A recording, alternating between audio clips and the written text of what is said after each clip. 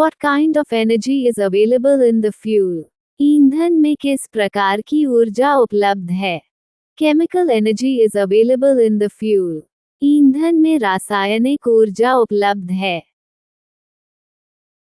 How does energy conservation take place in a boiler? Boiler में ऊर्जा का संचलन कैसे होता है? Chemical energy available in fuel is converted into heat energy during combustion.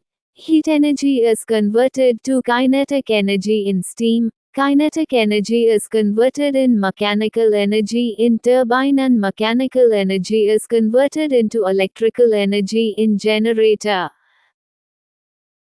ईंधन में उपलब्ध रासायनिक ऊर्जा दहन के दौरान ऊष्मा ऊर्जा में परिवर्तित हो जाती है. भाप में ऊष्मा ऊर्जा गतिज ऊर्जा में परिवर्तित हो जाती है.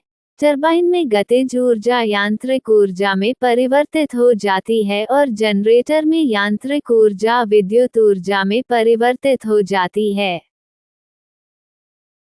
What are the three methods of heat transfer? ऊष्मा स्थानांतरण की 3 विधियां क्या हैं?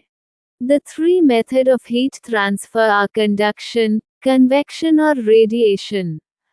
ऊष्मा स्थानांतरण की 3 विधियां चालन, संवहन और विकिरण हैं. What is the relation between heat transfer and temperature difference in case of conduction method of heat transfer? ऊष्मा स्थानांतरण की चालन विधि के मामले में ऊष्मा स्थानांतरण और तापमान अंतर के बीच क्या संबंध है? In conduction, heat energy can be transferred from one substance to another when they are in direct contact. This type of heat transfer takes place in solid objects. Heat transfer in this method is linearly related to the temperature difference.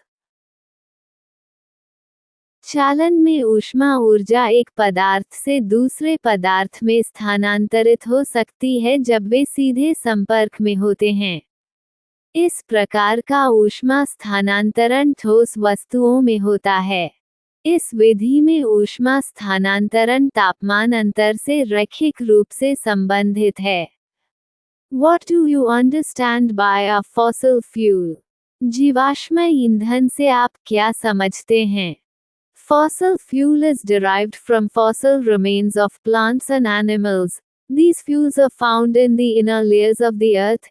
It takes million years to convert the fossils of plants and animals into fuel. Coal and petroleum are the example of this type of fuel. जीवाश्म ईंधन पौधों और जानवरों के जीवाश्म अवशेषों से प्राप्त होता है. ये ईंधन पृथ्वी की भीतरी परतों में पाए जाते हैं. पौधों और जानवरों के जीवाश्मों को ईंधन में बदलने में लाखों साल लगते हैं.